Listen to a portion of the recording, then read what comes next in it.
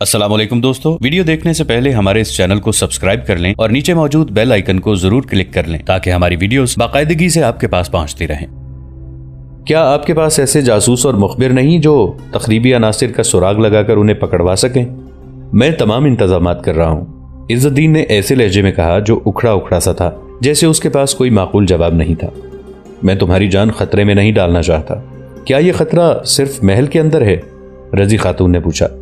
आपने मुझे 4 घोड़ों की बग्गी पर जहां मैं जाऊं बाहर घूमने फिरने की इजाजत दे दी है।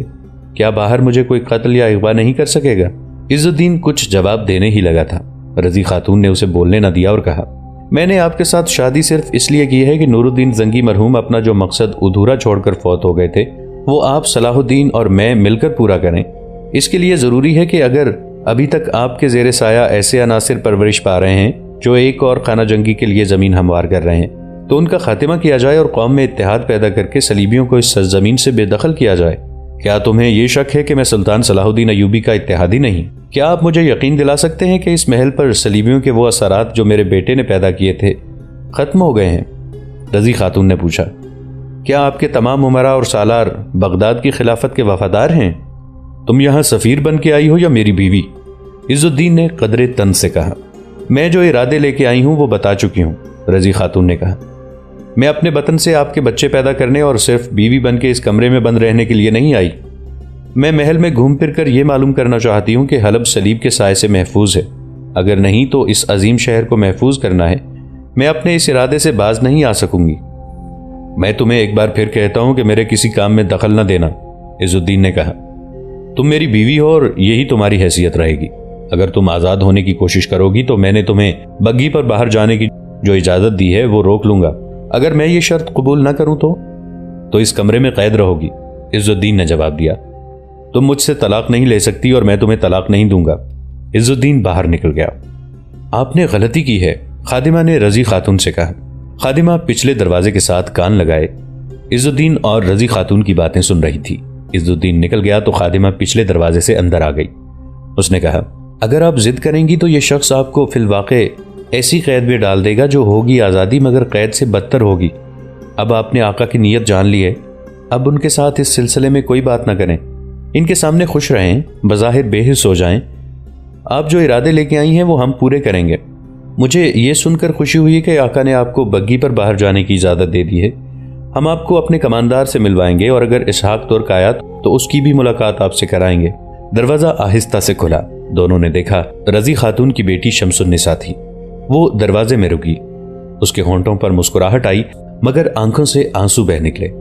मुस्कुराहट आंसुओं में बह गई। मां ने आगे बढ़कर बेटी को गले लगा लिया और दोनों की हिचकियां सुनाई देने लगी। खादिमा बाहर निकल गई। कुछ देर दोनों अलमुल्क स्वाले को याद करके रोती रहीं। तुम इतने दिन कहाँ रही? रजी खातून ने पूछा। चचा, इज़्ज़ुद्दीन ने आपसे मिलने से मना कर दिया था। वजह पूछी थी उनसे? उन्होंने गोल गोल और मुहम्मल सी वजह बताई थी, शम्सुन्निसा ने जवाब दिया। अभी अभी उन्होंने कहा है कि अपनी माँ के पास जाती रहा करो। उन्होंने ये भी कहा है कि मैं बहुत मसरूफ़ होता हूँ, तुम अपनी माँ के साथ ज़्यादा वक्त गुजारा करो। उन्होंने ये नहीं कहा कि अपनी माँ पर नज़र रखा करो और मुझे बताया करो कि उसके पास कौन आता है और क्या बातें होती हैं। हाँ, शम्सुन्निसा ने मासूमियत से जवाब दिया। उन्होंने कुछ ऐसी ही बातें की थी जो मैं समझ नहीं सकी। मैंने कह दिया था कि अच्छा बताया करूँगी। उन्होंने ये भी कहा था कि तुम्हारी माँ ज़िद्दी, वहमी और लड़ाका मालूम होती है। उसे ये बताया करो कि मैं बहुत मसरूफ़ और परेशान रहता हूँ। सुनो बेटी, रजी खातून ने कहा, अब ये मासूमियत और भोलपन तर्क कर दो। तुम जवान हो गई हो। मैं ये नहीं चाहूँगी कि अब तुम्हारी शादी होनी चाहिए। मुजाहिदों की बेटियों के हाथों पर लहू की मेहंदी लगा करती है। कौमों की बेटियों की डोली कम ही उठा करती है। उनकी लाशें मैदान जंग से उठाई जाती हैं। तुम्हारी मजबूरी यह है कि तुम अपने भाई और उसके मुशीरों के साए में पलकर जवान हुई हो। ये सब गद्दार हैं। तुम्हारा भाई भी गद्दार था। तुमने अपने भाई की फ़ौज को अपने बाप की फ़ौज और सलाहुद्दीन अयूबी के ख़िलाफ़ देखा है। तुम्हारा भाई, जिसे मैं अपना बेटा कहने से शर्मिंदगी महसूस करती हूँ, सलीबियों का दोस्त था। उन सलीबियों का दोस्त जो तुम्हारे मजहब के दुश्मन हैं। तुम्हारा बाप सारी उम्र उनके खिलाफ लड़ता रहा है। भाई अस्वाले कहा करता था कि सलीबी बड़े अच्छे लोग हैं, शम्सुन्निसा ने कहा। वो सलाहुद्दीन अयूबी के खिलाफ बातें किया करता था। माँ ने शम्सुन्निसा को बताया कि सलीबियों के अज़ाइम क्या हैं और ये भी कि उनकी दोस्ती में भी दुश्मनी है। रजी खातून बोलती जा रही थी और शम्सुन्निसा की आंखें खुलती जा रही थीं। ماں کا ایک ایک لفظ بیٹی کے دل میں اترتا جا رہا تھا۔ اس میں ممتا کا سحر بھی شامل تھا جس سے بیٹی مسحور ہوتی جا رہی تھی۔ مسلمان کا کوئی دوست نہیں، رضی خاتون نے کہا۔ دنیا کی ہر وہ قوم جو رسول اللہ صلی اللہ علیہ وآلہ وسلم کا کلمہ نہیں پڑھتی مسلمانوں کی دشمن ہے، اور ان کی دشمنی کی سب سے زیادہ خطرناک صورت ان کی دوستی ہے۔ صلیبیوں نے حلب، موصل اور ہرن کے امراء سے دوستی کر کے ہماری قوم کو 2 دھڑوں میں کاٹ دیا۔ تمہارا بھائی ان کے ہاتھوں کھیلتا رہا۔ خدا اور اس کے رسول صلی اللہ علیہ وآلہ وسلم کا حکم ہے کہ امت کا دھڑوں میں تقسیم ہونا گناہ ہے، کیونکہ یہ تقسیم دھڑوں کو آپس میں لڑاتی ہے۔ قرآن کا حکم بالکل واضح ہے کہ کفار کے مقابلے میں سیسا پلائی ہوئی دیوار بنے رہو، مگر کفار نے عیاشی کا سامان مہیا کر کے اس دیوار میں شگاف ڈال دیے ہیں۔ شیطان کی باتوں میں جادو کا اثر ہوتا ہے۔ عورت، شراب، زر و جواہرات اور بادشاہی کے خواب انسان کو گہری نیند سلائے رکھتے ہیں۔ شیطان کا یہ کام صلیبیوں نے کیا۔ میں نے یہ سب اپنی آنکھوں سے اس محل میں دیکھا ہے۔ شمس النساء نے کہا، میں اس وقت چھوٹی تھی، کچھ سمجھ نہیں سکی۔ مجھے جب بھائی اسوالے نے صلاح الدین ایوبی کے پاس اعزاز کا قلعہ مانگنے کے لیے بھیجا تھا تو میں ہنستی کھیلتی یہاں کے سالاروں کے ساتھ سلطان کے پاس گئی تھی۔ مجھے کسی نے نہیں بتایا تھا کہ یہ سب کیا ہو رہا ہے۔ مجھے یہ معلوم نہیں تھا کہ یہ خانہ جنگی تھی جو صلیبیوں کی کارستانی تھی۔ مجھے کچھ بھی معلوم نہیں تھا ماں، مجھے بتاؤ۔ ہاں بیٹی، غور سے سنو۔ رضی خاتون کی آنکھوں میں آنسو آ گئے۔ اس محل میں ابھی تک شیطان کی حکمرانی ہے۔ عز الدین نے میرے ساتھ شادی کر کے مجھے اپنی بیوی نہیں اپنا قیدی بنا لیا ہے۔ میں نے یہ شادی صرف اس لیے قبول کی تھی کہ خانہ جنگی کے امکانات کو ختم کر کے قوم میں اتحاد پیدا ہو اور صلیبیوں کے خلاف محاذ آرائی کی جا سکے۔ مگر میں نے زندگی میں پہلی بار دھوکہ کھایا ہے، اور یہ کوئی معمولی سا دھوکہ نہیں۔ میں اسی صورتحال میں اپنے عزم کی تکمیل کروں گی۔ اس کے لیے مجھے تمہارے ساتھ اور تعاون کی ضرورت ہوگی۔ مجھے بتائیں، شمس النساء نے کہا۔ آپ پہلی بار دھوکے میں آئی ہیں اور میں پہلی بار اصل صورتحال سے آگاہ ہوئی ہوں۔ یہ بتا دیں کہ مجھے کیا کرنا ہے۔ جاسوسی، رضی خاتون نے کہا اور اسے تفصیل سے ہدایات دینے لگی۔ شمس النساء جب اس کمرے سے نکلی، اس کی ذات اور اس کے خیالات میں انقلاب آ چکا تھا۔ وہ اس کمرے میں داخل ہوئی تھی تو وہ بے پردہ اور کھلنڈری سی لڑکی تھی۔ جب کمرے سے نکلی تو اللہ کی راہ میں قربان ہونے والی مجاہدہ تھی۔ آپ کو کس نے بتایا ہے کہ میری ماں جھگڑالو اور وہمی ہے؟ شمس النساء نے عز الدین سے کہا۔ آپ جانتے ہیں کہ ان کی زندگی کیسے گزری ہے؟ وہ آپ کو بھی میرے باپ نور الدین زنگی مرحوم جیسا نامور جنگجو اور مجاہد اسلام بنانا چاہتی ہیں۔ وہ میرے کاموں میں دخل دینا چاہتی ہے، عز الدین نے کہا۔ اسے یہ وہم ہے کہ میں صلیبیوں کا دوست ہوں۔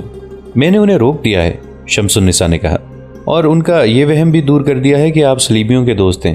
انہیں غلط نہ سمجھیں، ان پر غیر ضروری پابندیاں عائد نہ کریں۔ میں نے کوئی پابندی عائد نہیں کی، عز الدین نے کہا۔ بگی ہر وقت موجود ہے، اپنی اماں کو جب چاہو سیر کرانے لے جایا کرو۔ ان کے درمیان اسی موضوع پر باتیں ہوتی رہیں۔ عز الدین نے شمس النساء کی باتوں کو سچ مان لیا۔ یہ باتیں عز الدین کے دفتر میں ہو رہی تھیں۔ شمس النساء وہاں سے نکلی تو باہر عامر بن عثمان کھڑا تھا۔ اس کی عمر ابھی 30 برس نہیں ہوئی تھی۔ وجی اور بڑا ہی پرکشش جوان تھا۔ تیر اندازی اور تیغ زنی میں اس کا مقابلہ کوئی کم ہی کر سکتا تھا۔ دماغ کا بھی تیز تھا۔ وہ الملک الصالح کے خصوصی محافظ دستے کا کماندار تھا۔ اسی عمر میں اسے جسمانی اور ذہنی چستی کی بدولت اتنا بڑا عہدہ اور اتنی نازک ذمہ داری دے دی گئی تھی۔ اس کی رہائش محل کے اندر ہی تھی۔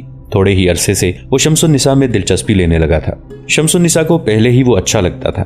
اس لڑکی میں کھلنڈرا پن سا تھا۔ اسے باپ کی عظمت اور عزم سے کسی نے کبھی آگاہ نہیں کیا تھا۔ اسے محل میں بے ضرر فرد سمجھا جاتا تھا۔ اس کا بھائی مر گیا تو عز الدین نے بھی اسے بھولی بالی اور کھلنڈری لڑکی سمجھ کر اسے آزادی دے رکھی۔ اسی لیے وہ عامر بن عثمان سے ملتی ملاتی رہی۔ اب وہ جوان ہو گئی تھی، عمر 16 برس تھی۔ اس دور میں لڑکیاں قد کاٹ کے لحاظ سے عمر سے زیادہ جوان لگتی اور بعض اسی عمر میں 1-2 بچوں کی مائیں بن جایا کرتی تھیں۔ شمس النساء تو حکمران خاندان کی شہزادی تھی۔ اپنے قدرتی حسن سے کچھ زیادہ ہی حسین لگتی تھی۔ عامر بن عثمان میں اس کی جو دلچسپی تھی اس کا رنگ بدل چکا تھا۔ کبھی وہ اسے چھیڑ کر بھاگ جایا کرتی تھی، مگر اب اسے دیکھ کر شرما جاتی اور اسے چوری چھپے ملا کرتی تھی۔ یہ پاک محبت تھی جس کی شدت نے انہیں روح کی گہرائیوں تک ایک دوسرے کا گرویدہ بنا رکھا تھا۔ انہوں نے شادی کے عہد و پیمان کر رکھے تھے۔ مشکل یہ تھی کہ عامر بن عثمان شمس النساء کے خاندان کا ادنا ملازم تھا۔ وہ اس لڑکی کے رشتے کی توقع رکھ ہی نہیں سکتا تھا، پھر بھی اس نے گھر والوں کا طے کیا ہوا رشتہ قبول کرنے سے انکار کر دیا۔ شمس النساء عز الدین کے دفتر سے نکلی تو عامر باہر کھڑا تھا۔ شمس النساء اسے دیکھ کر مسکرائی اور اشارہ کر کے چلی گئی۔ عامر اس اشارے کو اچھی طرح سمجھتا تھا۔ اس نے سر ہلایا جس کا مطلب یہ تھا کہ ضرور آؤں گا۔ جگہ پودوں اور درختوں میں ڈھکی چھپی تھی۔ اوپر رات کی تاریکی نے پردہ ڈال رکھا تھا۔ عامر بن عثمان اور شمس النساء محل کی رونق اور ہما ہمی سے بے نیاز اس جگہ بیٹھے ہوئے تھے۔ ان کے پرشباب جذبات پر والہانہ محبت کا نشہ طاری تھا۔ میں آج اپنی ماں سے ملی ہوں، شمس النساء نے بتایا، اور اب انہی کے ساتھ رہا کروں گی۔ تمہاری ماں بھی شاہی خاندان کی خاتون ہے، عامر نے کہا۔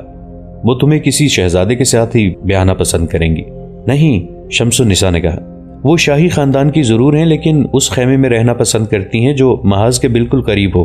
وہ مجھے بھی سپاہی بنانا چاہتی ہیں۔ کیا یہ امید رکھی جا سکتی ہے کہ تم ان سے میرے متعلق بات کرو اور وہ مان جائیں؟ عامر نے پوچھا۔ اگر میں نے ان کی وہ امیدیں پوری کر دیں جو انہوں نے میرے ساتھ وابستہ کر دی ہیں تو میں ان سے اپنی ہر خواہش منوا سکتی ہوں، شمس النساء نے جواب دیا۔ تمہیں بھی ان کی امید پوری کرنی ہوگی۔ انہوں نے میرا نام لیا تھا؟ نہیں، شمس النساء نے جواب دیا۔ انہوں نے مجھے اپنا مقصد بتایا ہے جس کی تکمیل کے لیے انہیں میرے تعاون کی ضرورت ہے، اور مجھے تمہاری مدد کی ضرورت ہے۔ اس سے پہلے کہ میں تمہیں یہ مقصد اور اپنے فرائض بتاؤں، میں تم سے حلف لینا چاہتی ہوں کہ تم مدد کرو یا نہ کرو، اس مقصد کو اور میری سرگرمیوں کو راز میں رکھو گے، اور اگر میں حلف نہ دوں تو؟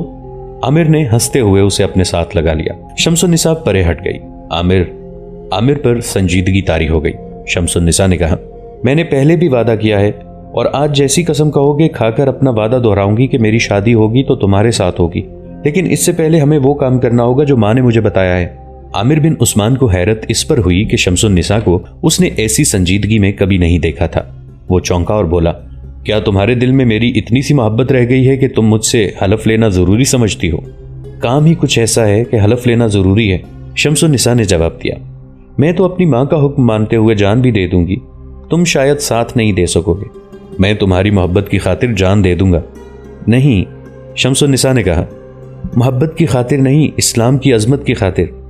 اس اسلام کی خاطر نہیں جو اس محل کے اندر ہم دیکھ رہے ہیں، میں اس اسلام کی بات کر رہی ہوں جس کی خاطر میرے محترم والد نے کفار سے لڑتے عمر گزاری ہے اور جس کی خاطر صلاح الدین ایوبی لڑ رہا ہے۔ میں قرآن کے نام پر حلف دیتا ہوں کہ مجھے جو فرض سونپا جائے گا ڈان کی بازی لگا کر پورا کروں گا۔ عامر بن عثمان نے شمس النساء کا ہاتھ اپنے ہاتھ میں لے کر کہا، اگر میں نے اس حلف کی خلاف ورزی کی تو مجھے جان سے مار دیا جائے اور میری لاش کتوں اور گیدڑوں کے آگے پھینک دی جائے۔ اب بتاؤ مجھے کیا کرنا ہے؟ جاسوسی، شمس النساء نے کہا۔ صلاح الدین ایوبی مصر میں ہیں، وہ اس خوش فہمی میں مبتلا ہیں کہ انہوں نے میرے بھائی الملک الصالح کے ساتھ جو دوستی اور آئندہ جنگ نہ کرنے کا معاہدہ کیا تھا وہ اس کی وفات کے بعد بھی قائم ہے، مگر تم اچھی طرح جانتے ہو کہ معاہدے کے باوجود حلب کی عمارت صلیبیوں کے اثرات سے پاک نہیں رہی۔ عز الدین کو سلطان صلاح الدین ایوبی اپنا دوست سمجھتا ہے، لیکن میری ماں کسی اور خطرے کا اظہار کر رہی ہے۔ آقا اور تمہاری والدہ کی شادی کے بعد تو کوئی خطرہ نہیں رہنا چاہیے، عامر نے کہا۔ اصل خطرہ شادی سے ہی شروع ہوا ہے، شمس النساء نے کہا۔ یہ شادی دراصل قید ہے جس میں میری ماں کو ڈالا گیا ہے۔ عز الدین نے یہ شادی اس مقصد کے لیے کی ہے کہ دمشق والوں کو کوئی صحیح رستہ دکھانے والا نہ رہے۔ ہمیں اس محل کے ڈھکے چھپے بید معلوم کر کے قاہرہ تک پہنچانے ہیں۔ یہ بھی معلوم کرنا ہے کہ صلیبیوں کی نیت اور ارادے کیا ہیں۔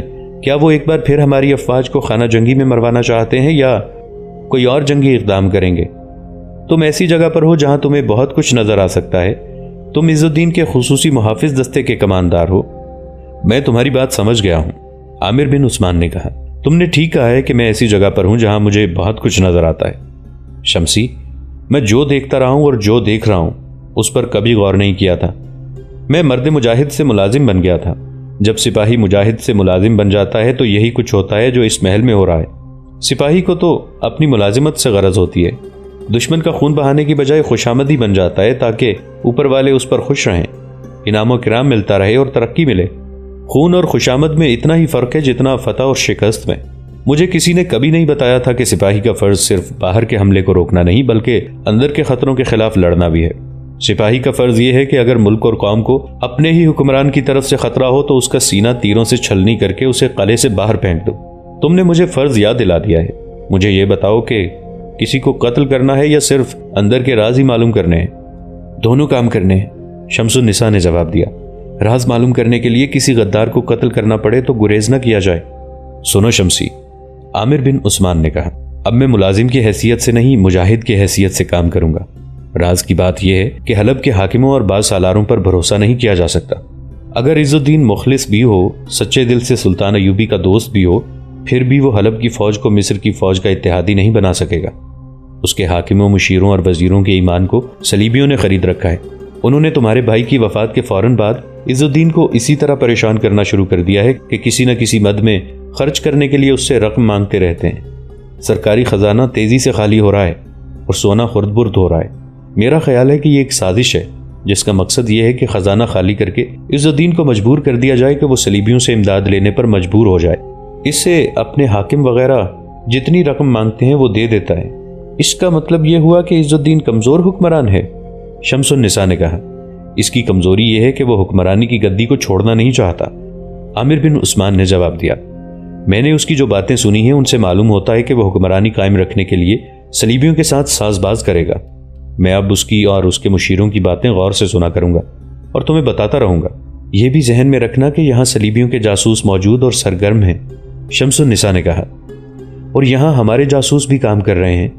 کسی روز ان سے تمہاری ملاقات کراؤں گی۔ شمس النساء نے مسکرا کر پوچھا، تمہاری سوڈانی پری کس حال میں ہے؟ اب بھی ملتی ہے؟ ملتی ہے، عامر بن عثمان نے جواب دیا، گھسٹتی ہے، پرسوں ملی تو رو بھی پڑی تھی، کہتی ہے ایک بار میرے کمرے میں آ جاؤ۔ شمسی، میں اس لڑکی سے ڈرتا ہوں، تم جانتی ہو کہ اس کے حسن میں جادو ہے، اس کے طلسم میں آیا ہوا انسان نکل نہیں سکتا۔ میں اس سے اس لیے نہیں ڈرتا کہ وہ بہت حسین ہے، مجھ پر مرتی ہے اور میں اس کے جال میں پھنس جاؤں گا۔ ڈر یہ ہے کہ وہ والی حلب عز الدین کے حرم کا ہیرا ہے، اس کا نام انوشی ہے، لیکن محل کے اندرونی حلقوں کے افراد اسے سوڈانی پری کہتے ہیں۔ اگر عز الدین یا اس کے کسی امیر وزیر کو پتہ چل گیا کہ یہ لڑکی مجھے چاہتی ہے تو لڑکی سے کوئی بات پرس نہیں ہوگی، سزا مجھے ملے گی۔ مجھے تہ خانے میں باندھ کر ایسی اذیتیں دی جائیں گی کہ تم سنو گی تو مر جاؤ گی۔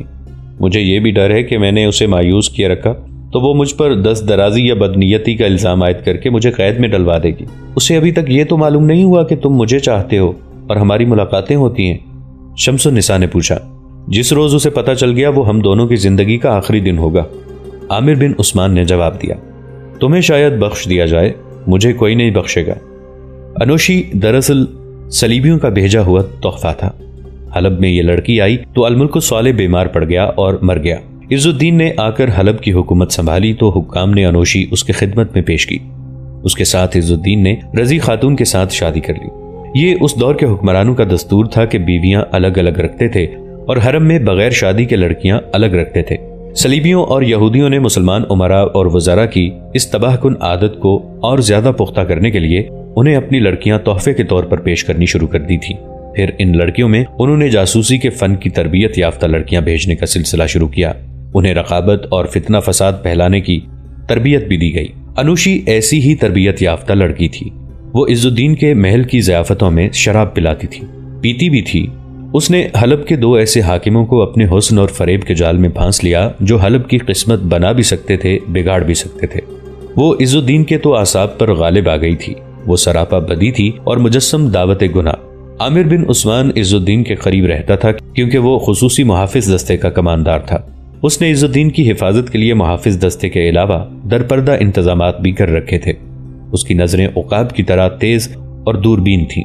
انوشی نے اسے دیکھا تو یہ خوبرو جوان اسے بہت اچھا لگا۔ اس نے عامر پر ڈورے ڈالنے شروع کر دیے، لیکن عامر اس کے ہاتھ نہ آیا۔ عامر کو معلوم تھا کہ حرم کے اس ہیرے کے ساتھ صرف بات کرتے بھی پکڑا گیا تو انجام ہولناک ہوگا۔ انوشی دوسرے تیسرے روز عامر بن عثمان سے ملتی اور والہانہ محبت کا اظہار کرتی تھی۔ عامر اسے ٹال دیا کرتا تھا۔ میں اس محل کا ملازم ہوں، عامر نے ایک روز اسے کہا تھا۔ اگر تمہارے دل میں میری سچی محبت ہے تو مجھ پر رحم کرو اور مجھ سے دور رہو۔ تمہاری طرف کوئی آنکھ اٹھا کر بھی نہیں دیکھ سکتا، انوشی نے اسے کہا۔ ایک بار میرے کمرے میں آ جاؤ۔ اسی دوران عامر اور شمس النساء کی چوری چھپے ملاقاتیں ہو رہی تھیں۔ قاضی بہاؤالدین شداد جو اس دور کا عینی شاہد ہے اپنی یادداشتوں میں لکھتا ہے، عز الدین نے محسوس کر لیا تھا کہ وہ موصل اور شام کی عمارتوں کو اپنے ماتحت متحد نہیں رکھ سکے گا۔ وہ سلطان صلاح الدین ایوبی سے بہت ڈرتا تھا۔ اس کے ماتحت جو امیر اور وزیر تھے وہ عز الدین سے اتنی زیادہ رقموں کا مطالبہ کرنے لگے تھے جو وہ نہیں دے سکتا تھا کیونکہ خزانے میں اتنی سکت نہیں تھی اور وسائل بھی محدود تھے۔ اپنی یادداشتوں میں آگے چل کر قاضی بہاؤالدین شداد نے لکھا ہے کہ عز الدین کو یہ خطرہ تھا کہ سلطان ایوبی کو حلب کے ساتھ دلچسپی ہے، اس لیے وہ حلب پر قبضہ ضرور کریں گے۔ دوستو آج کے لیے اتنا ہی۔ اسی کہانی کی اگلی قسط کے ساتھ بہت جلد حاضر ہوں گے۔ نیچے کامنٹ سیکشن میں اپنی رائے کا اظہار ضرور کیجیے گا۔ ہمارے اس چینل کو سبسکرائب کر کے نیچے موجود بیل آئیکن کو بھی ضرور کلک کیجیے گا۔ अगली मुलाकात तक के लिए हमारा और आपका अल्लाह निगहबान।